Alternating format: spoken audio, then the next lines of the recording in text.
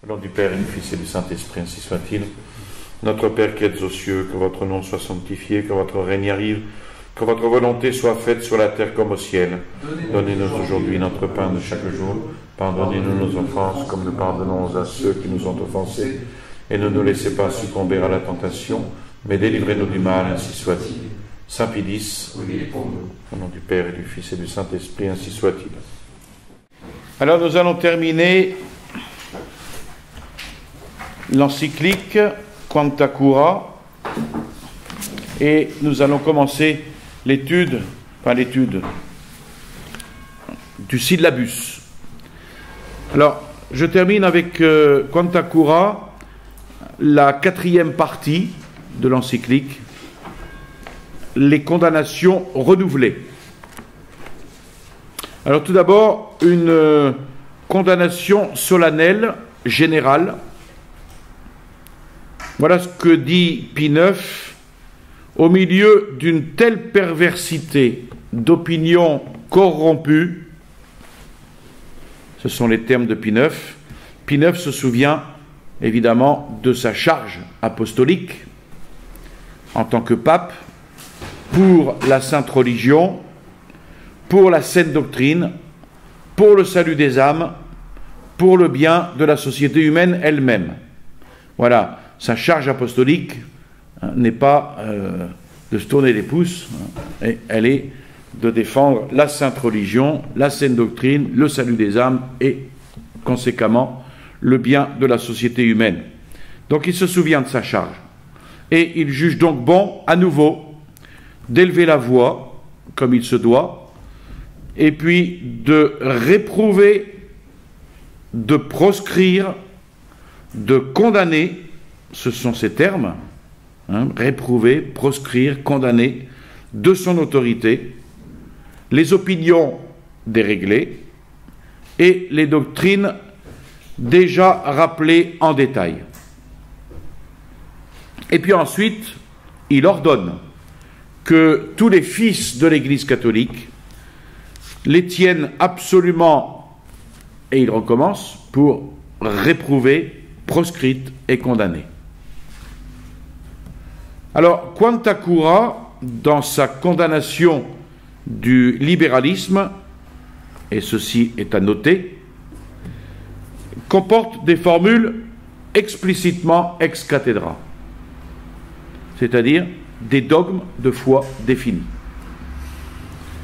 Formules qui sont contradictoires avec celles de Vatican II, notamment Dignitatis Humanae sur la liberté religieuse.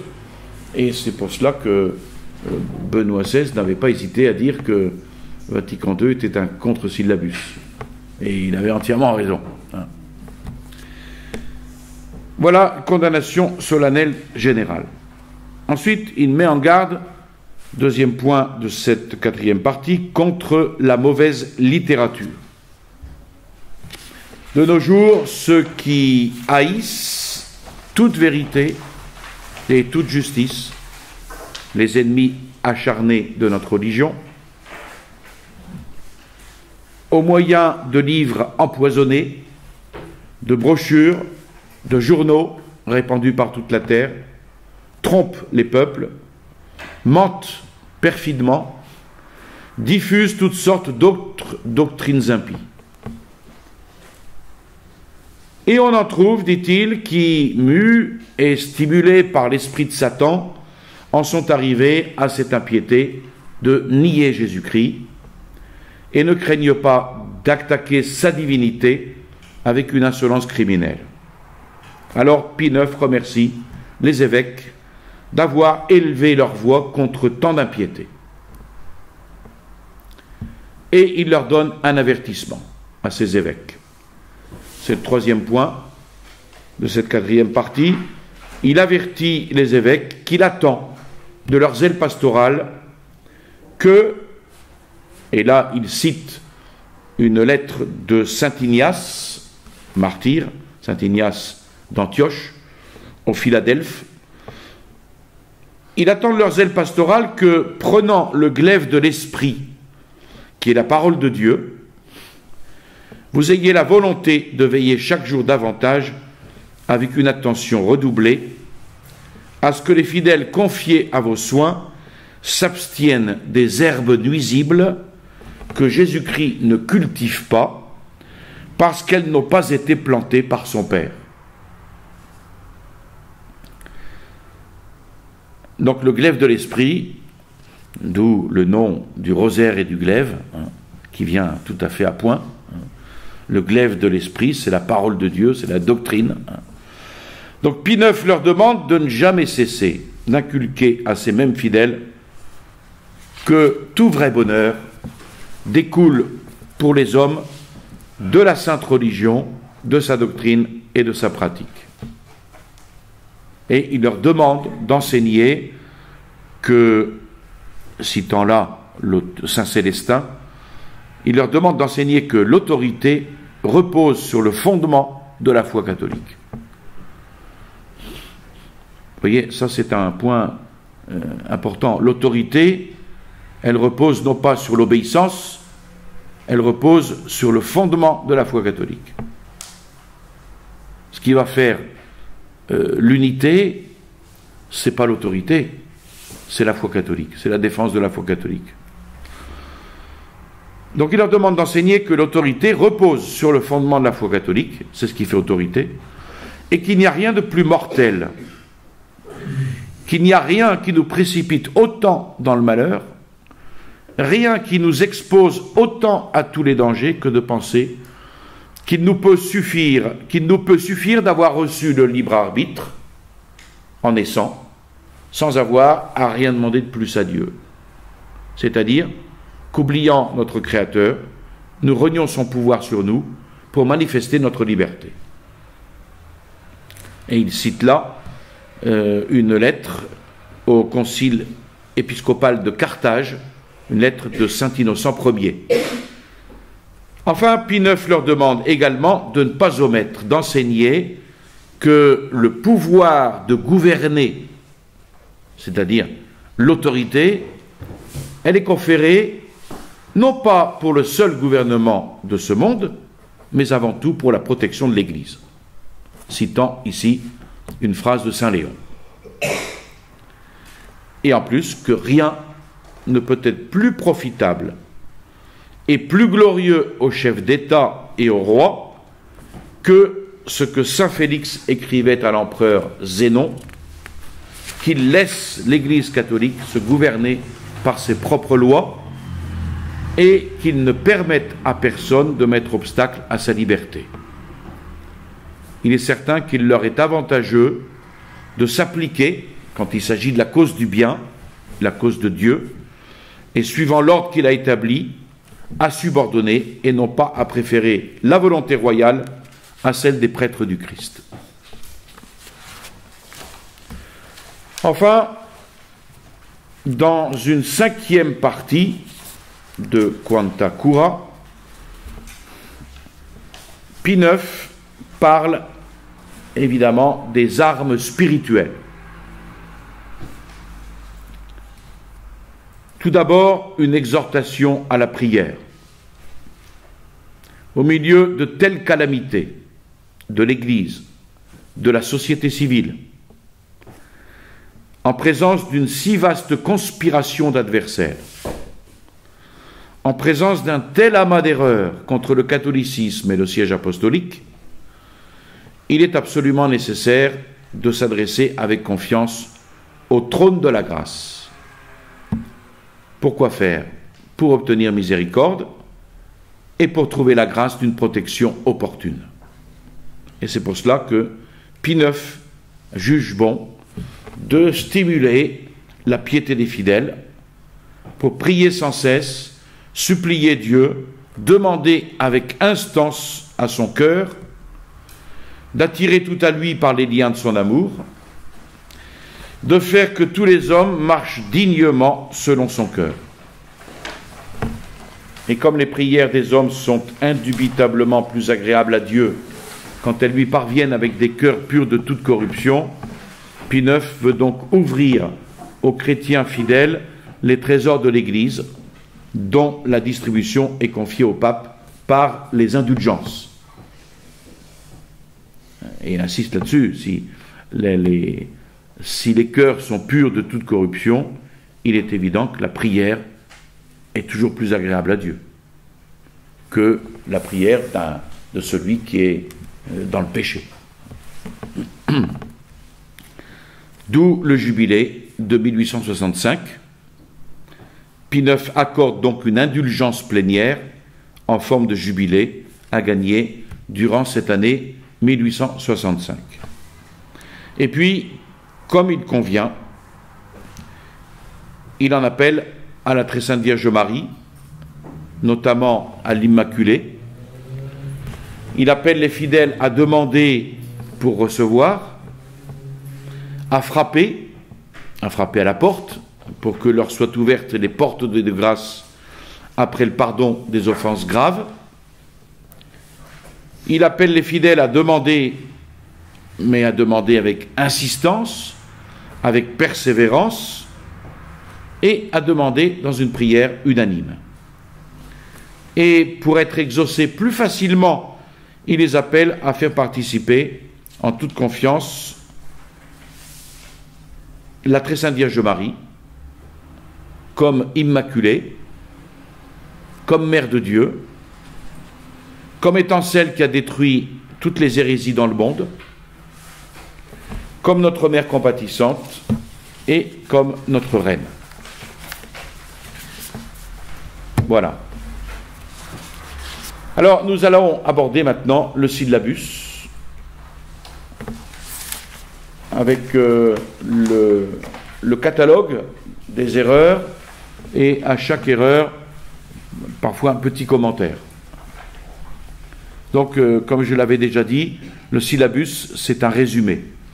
Alors, il va avec Quanta Cura, parce que dans Quanta Cura, dans ce qu'on a vu, vous allez retrouver certaines définitions, certaines erreurs que Pie IX condamnait déjà dans Quanta Cura. Donc, le syllabus est un résumé. Je cite, renfermant les principales erreurs de notre temps. Donc, chaque erreur est soulignée. Attention, considérez bien que chaque point est une erreur. Donc, syllabus renfermant les principales erreurs de notre temps. Alors, les propositions du syllabus sont ici regroupées par thème. Et les thèmes sont classés par ordre. Je ne sais pas si je vous avais déjà donné, j'avais déjà fait une conférence, mais il y a déjà plus de 2 ans, je crois, sur Pie IX et son action contre-révolutionnaire. Et j'avais mis à la fin le résumé du syllabus fait sous forme de tableau par son Excellence, Monseigneur Williamson. Et il était très bien fait. La prochaine fois, je vous l'amènerai. Enfin, je voudrais l'inclure d'ailleurs dans quand ça sera tapé. Alors, les thèmes sont classés par ordre. Premièrement, le panthéisme, le naturalisme et le rationalisme absolu. Alors, le panthéisme fut enseigné par les philosophies platoniciennes, stoïciennes, épicuriennes, remis au goût du jour surtout par Victor Cousin, philosophe éclectique français du XIXe siècle, tout en ayant connu, depuis la Renaissance, un véritable renouveau, notamment avec Spinoza. Ce panthéisme a connu ce renouveau avec Spinoza. Donc les religions, les mystiques extrême-orientales font grande place au panthéisme. Les brahmanes, les hindous, les bonzes bouddhistes et les soufis de Perse. La Kabbale juive aussi en est imprégnée. Et puis Vatican I avait déjà condamné les erreurs panthéistes dans ses 5 premiers canons. Il n'existe aucun être divin, suprême, parfait, dans sa sagesse, dans sa providence, qui soit distinct de l'univers. Et Dieu est identique à la nature des choses, et par conséquent assujetti au changement. Dieu par cela même se fait dans l'homme et dans le monde, et tous les êtres sont Dieu et ont la propre substance de Dieu. Dieu est ainsi une seule et même chose avec le monde, et par conséquent l'esprit avec la matière, la nécessité avec la liberté, le vrai avec le faux, le bien avec le mal, le juste avec l'injuste. Donc ça, c'est la première erreur panthéiste. Il définit bien, cette erreur définit bien ce qu'elle est. C'est-à-dire que Dieu est identique à la nature des choses. Dieu est une seule chose et même chose avec le monde. Tous les êtres sont Dieu. C'est pour ça qu'il ne faudra surtout pas écraser une fourmi, parce que la fourmi est Dieu. Donc Pie IX vise ici les déistes, les philosophes éclectiques et les rationalistes protestants et incrédules. Alors dans ce premier thème, panthéisme, naturalisme et rationalisme absolu, la deuxième erreur est celle-ci: on doit nier toute action de Dieu sur les hommes et sur le monde. Ici, c'est une proposition naturaliste. Elle nie toute providence divine, et sa contradictoire serait: on doit reconnaître une certaine action de Dieu sur les hommes et sur le monde. Troisième erreur, la raison humaine, considérée sans aucun rapport à Dieu, cette raison humaine est l'unique arbitre du vrai et du faux, du bien et du mal. La raison humaine est à elle-même sa loi. Elle suffit, par ses forces naturelles, à procurer le bien des hommes et des peuples. Donc là, on est en plein rationalisme. La raison, sans aucun rapport à Dieu, est l'unique arbitre du vrai et du faux. Donc c'est l'erreur contemporaine ici par excellence, le rationalisme, qui est l'une des plus grandes et des plus dangereuses illusions modernes. L'homme est la mesure de toute chose, disait déjà Protagoras avant Jésus-Christ, et on retrouve cela dans le Concile Vatican II.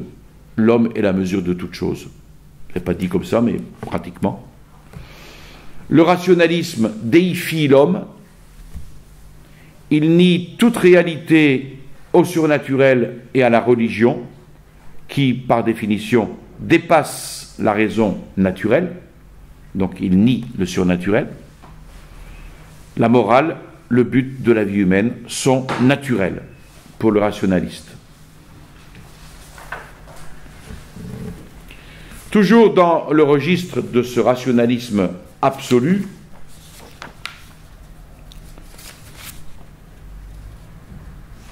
toutes les vérités, quatrième erreur, toutes les vérités de la religion découlent de la force native de la raison humaine.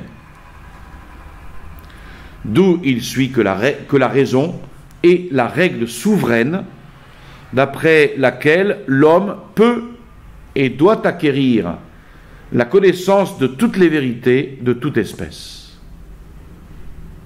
On a là une conséquence de la précédente proposition sur le plan intellectuel, c'est-à-dire que la vérité ne peut être vérifiée que par la raison. En fait, en matière de connaissance naturelle, saint Thomas remarque que très peu d'hommes, après beaucoup d'erreurs, et en travaillant avec acharnement, arriveraient à ces connaissances philosophiques des réalités supérieures de l'existence humaine, comme l'immortalité de l'âme, la spiritualité de l'âme humaine, l'existence d'un Dieu unique et ses attributs essentiels. Oui, en effet, l'intelligence peut arriver à une certaine connaissance, là. Mais comme il le dit, d'abord très peu d'hommes, après beaucoup d'erreurs, et en travaillant avec acharnement. Et la raison serait, bien entendu, complètement démunie, par contre, en matière de béatitude parfaite, réservée par Dieu aux hommes, en matière de substance intime de Dieu, qui est trinitaire en trois personnes égales et distinctes, et puis aussi dans les œuvres de la rédemption. Donc il ne nie pas que l'intelligence, en effet, puisse arriver à une certaine connaissance de Dieu, mais très limitée, limitée à l'immortalité de l'âme, la spiritualité de l'âme humaine, l'existence d'un Dieu unique, ses attributs essentiels, pas plus, et encore avec difficulté. À ma connaissance, il y a que les Grecs qui sont arrivés, parce qu'au fronton d'un temple grec, c'est marqué... Au Dieu inconnu, oui. Oui. Que les Grecs. Ensuite, cinquième erreur, on est toujours dans le rationalisme. Cette erreur consiste à dire la révélation divine est imparfaite. Déjà. Et par conséquent, elle est sujette à un progrès continuel et indéfini qui correspond au développement de la raison humaine.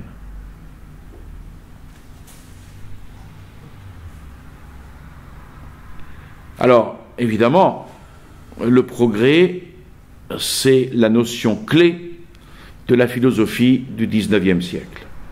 Hegel et sa dialectique, puis Marx, ont exploité cette notion clé. Alors, il est vrai que les améliorations matérielles fantastiques procurées par les sciences mathématiques depuis le début du XVIIe siècle pouvaient créer une certaine illusion. Au XXe siècle, progrès est remplacé par évolution, plus neutre, car moins immédiatement optimiste. Mais le principe est le même, tout change, rien n'est fixé, surtout pas la religion. Et les modernistes vont en faire un principe de base, une doctrine évolutive. Vatican I anathématise cette proposition. Et plus particulièrement, cette proposition visait un théologien allemand, Gunther, qui disait que la raison humaine comprenait la révélation divine. Et donc que l'intelligence des dogmes irait toujours en se perfectionnant, les progrès de la philosophie leur donnant un sens nouveau. D'où la nécessité, selon lui, d'adapter les philosophies nouvelles à la place de la philosophie pérenne de saint Thomas d'Aquin.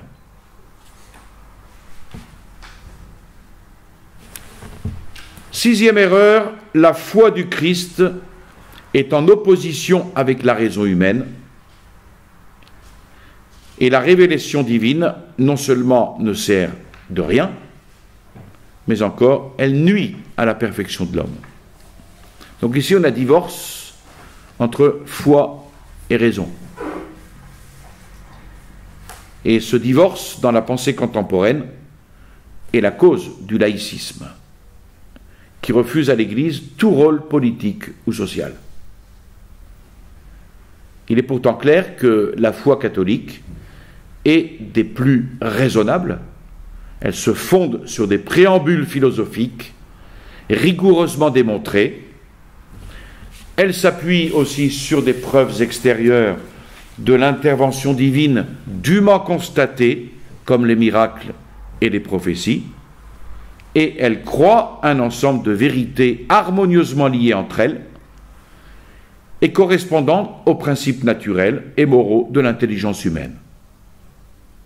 Par exemple, la justice, qui veut la rétribution des actes bons et mauvais, ou mauvais, c'est-à-dire ordonnées ou désordonnées, le rôle des vertus morales, etc. Septième erreur, les prophéties et les miracles racontés dans les Saintes Écritures sont des fictions poétiques. Et les mystères de la foi sont le résumé d'investigations philosophiques. Dans les livres des deux testaments sont contenues des inventions mythiques, et Jésus-Christ lui-même est un mythe. On trouve cela chez Strauss et Renan. Ernest Renan, c'est ici la condamnation de ce qu'on appelle parfois exégètes, c'est beaucoup dire, Strauss et Renan. Donc la remise en question de la vérité des Écritures bibliques n'en a pas moins poussé, progressé, sous couvert de corruption des textes par les copistes, sous couvert de compléments aussi apportés au récit biblique par les disciples des prophètes ou des apôtres.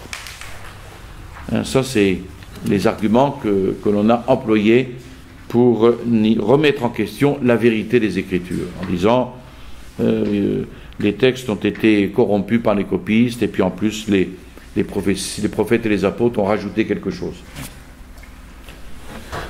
Voilà pour le premier point, panthéisme, rationalisme et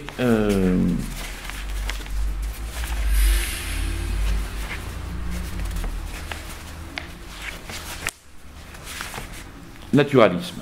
Panthéisme, naturalisme et rationalisme absolu. Maintenant, il passe à un deuxième point, les erreurs du rationalisme modéré. Le chapitre ici condamne des propositions qui sont soutenues par des catholiques, dont Gunther, que nous avons vu, Balzer et Froschammer. Je ne suis pas anti-allemand, mais enfin c'est toujours des Allemands, qui pensaient les accorder avec la foi de l'Église. C'est pour cela qu'on parle ici de rationalisme modéré, parce que ces propositions déjà condamnées, on pourrait quand même les accorder avec la foi de l'Église. En fait, ces propositions isolent l'une de l'autre la foi et la raison. On retrouve le même divorce, en leur reconnaissant donc des droits égaux et une même indépendance. En conséquence, ce rationalisme modéré, il aboutit au rationalisme absolu du premier chapitre. Alors, sur ce rationalisme, d'après ce rationalisme modéré, première erreur, comme la raison humaine est égale à la religion elle-même, donc vous voyez, pas de distinction entre l'ordre naturel et surnaturel, les sciences théologiques doivent être traitées comme les sciences philosophiques. Le principe du rationalisme modéré est ici posé. Et les applications, elles suivront. Ce sont des propositions condamnées de Froschammer. Deuxième erreur, tous les dogmes de la religion chrétienne, sans distinction, sont l'objet de la science naturelle ou philosophie.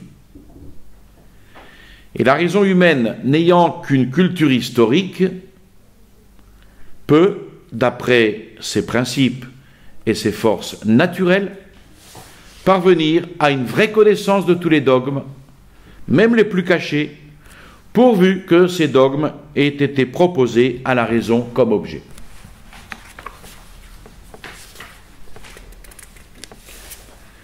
Donc il pourrait expliquer la Sainte Trinité. Ah oui, bien sûr. Oui. Troisième erreur, dans le rationalisme modéré, comme autre chose est le philosophe, et autre chose la philosophie, celui-là a le droit et le devoir de se soumettre à une autorité dont il s'est démontré à lui-même la réalité, mais la philosophie ne peut ni ne doit se soumettre à aucune autorité. Et là, Pie IX avait déjà dans Singulari Quadam rappelé pourquoi les sciences théologiques transcendent celles de la raison humaine, donc les sciences philosophiques. Les premières, c'est-à-dire les sciences théologiques, sont fondées sur les lumières même de Dieu qui révèle, tandis que les sciences philosophiques sont fondées sur les lumières de l'esprit humain, qui lui est tributaire des images sensibles données par le corps lui-même, ayant des humeurs changeantes. Toute connaissance humaine vient des sens, dit la philosophie, c'est Aristote, d'où des incertitudes, des erreurs, des illusions sans nombre, sans parler du péché originel, qui apporte les ténèbres dans son intelligence et qui incline sa volonté au mal. Donc on ne peut absolument pas prétendre cette erreur de mettre à égalité ou de dire que la philosophie ne peut ni ne doit se soumettre à aucune autorité. Quatrième erreur dans ce domaine du rationalisme modéré, l'Église non seulement ne doit dans aucun cas sévir contre la philosophie, mais elle doit tolérer les erreurs de la philosophie et lui abandonner à elle seule le soin de se corriger elle-même. Alors, cette distinction, ici, elle paraît accorder à l'Église un magistère supérieur aux connaissances et sciences humaines en fait, mais non pas en droit. Et on voit tout de suite que cela donne dans l'agnosticisme. En effet, le philosophe ne pourrait atteindre à la philosophie, donc il n'arriverait pas au but de celle-ci, qui est une connaissance certaine de toute réalité par les causes les plus hautes. C'est la définition de la philosophie. L'Église peut intervenir dans le domaine des sciences profanes pour les corriger lorsque leurs conclusions vont contre des vérités de foi, ou contre des vérités proches de la foi, ou même des vérités qui sont conditions de la foi. Là, l'Église, elle peut intervenir. Or, cette erreur interdit à l'Église d'intervenir. La lumière des jugements de l'Église, c'est la lumière de Dieu. Donc cette lumière des jugements de l'Église étant celle de Dieu lui-même, et les vérités des sciences découlant aussi de Dieu par le canal de la raison naturelle, il ne peut pas y avoir d'opposition entre les deux. Foi et raison.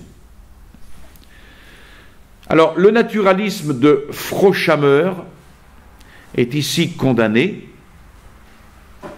pour deux erreurs. D'abord et principalement, donner une autonomie absolue à la philosophie qui ne saurait être contrôlée par la révélation divine. Et ensuite, avoir élevé la raison humaine au niveau surnaturel jusqu'à prétendre pouvoir expliquer les mystères de la foi. Donc en conséquence, l'Église gardienne des mystères est aussi soumise à la direction de la raison seule. Et là, saint Thomas fait justice de cette prétention en distinguant justement les deux sciences avec leurs deux lumières. Il distingue la science profane, la lumière de la raison, de la science théologique, la lumière de la révélation divine, illustrant la raison. Ensuite, autre erreur du rationalisme modéré, tout cela est logique, dans toutes ces erreurs sont définies ici de manière assez logique. Les décrets du siège apostolique et des congrégations romaines empêchent donc le libre progrès de la science. C'est l'obscurantisme de l'Église qui empêche le libre progrès de la science. Donc cette proposition et les deux suivantes que l'on va voir, elles ont été émises par le congrès de Munich en 1863. L'Église empêche les erreurs des sciences et donc elle favorise leur vrai progrès. Ça, c'est notre réponse. L'Église empêche les erreurs des sciences et donc elle favorise le vrai progrès des sciences. Erreur suivante, la méthode et les principes, d'après lesquels les anciens docteurs scolastiques ont cultivé la théologie, ne sont plus en rapport avec les nécessités de notre temps et les progrès des sciences. Ça, c'est les erreurs éculées. C'est plus... on a fait quand même mieux maintenant, on est au XXIe siècle. On va parler de scolastique quand même. Alors, il faut y répondre évidemment en disant que l'Église use de la philosophie. Oui, évidemment. Elle use de la philosophie naturelle à l'esprit humain, la scolastique, illustrée par des savants éminents, Socrate ou Aristote dans l'Antiquité, Saint Augustin et Saint Thomas dans les temps chrétiens. Mais les philosophies récentes, multiples, contradictoires, n'ont évidemment pas du tout la sûreté de cette philosophie scolastique. Enfin, dernière erreur, on doit s'occuper de philosophie sans tenir aucun compte de la révélation surnaturelle.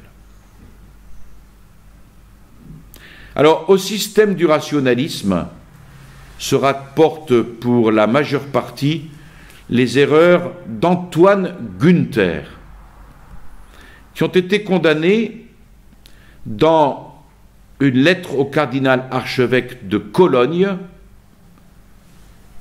Eximiam Tuam, du 15 juin 1857, et dans une lettre à l'évêque de Breslau, Doloré Aud Mediocri, en 1860.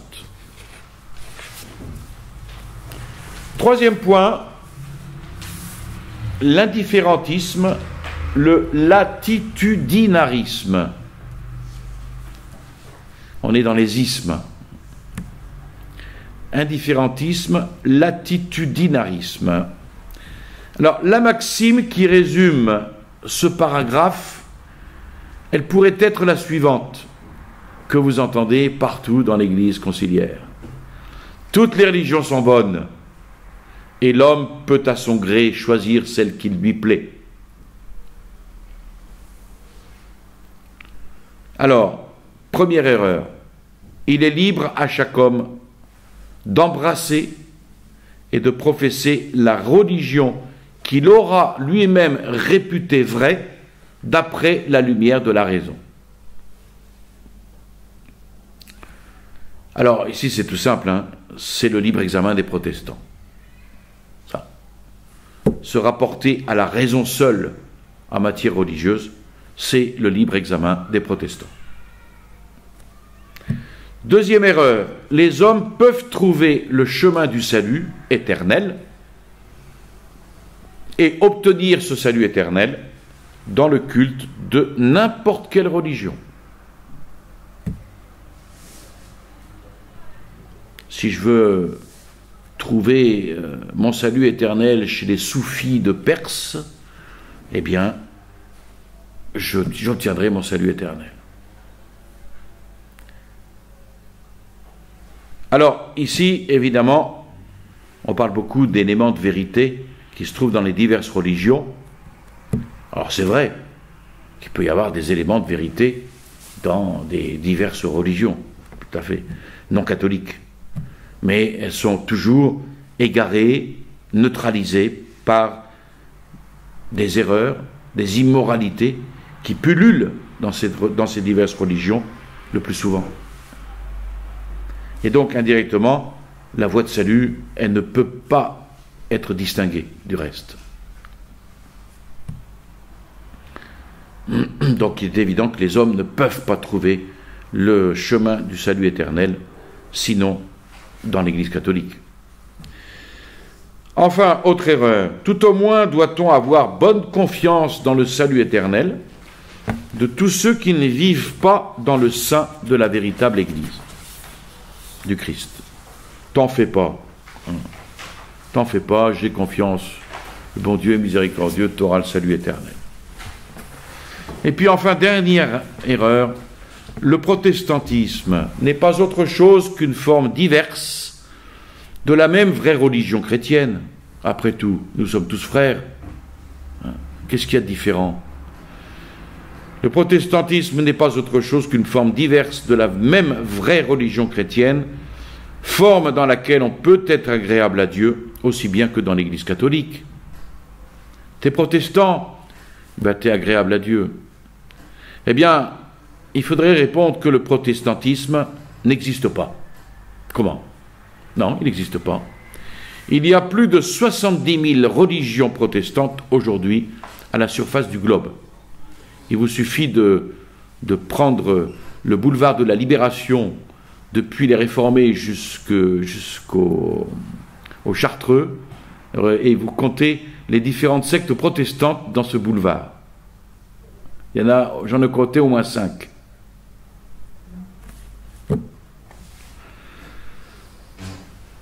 Donc il n'y a pas de protestantisme. Il y a 70 000 religions protestantes. Voilà. Nous verrons la suite la prochaine fois. Je vous salue Marie, pleine de grâce. Le Seigneur est avec vous. Vous êtes bénie entre toutes les femmes, et Jésus, le fruit de vos entrailles, est béni. Sainte Marie, Mère de Dieu, priez pour nous pauvres pécheurs, maintenant et à l'heure de notre mort, ainsi soit-il. Au nom du Père et du Fils et du Saint-Esprit, ainsi soit-il.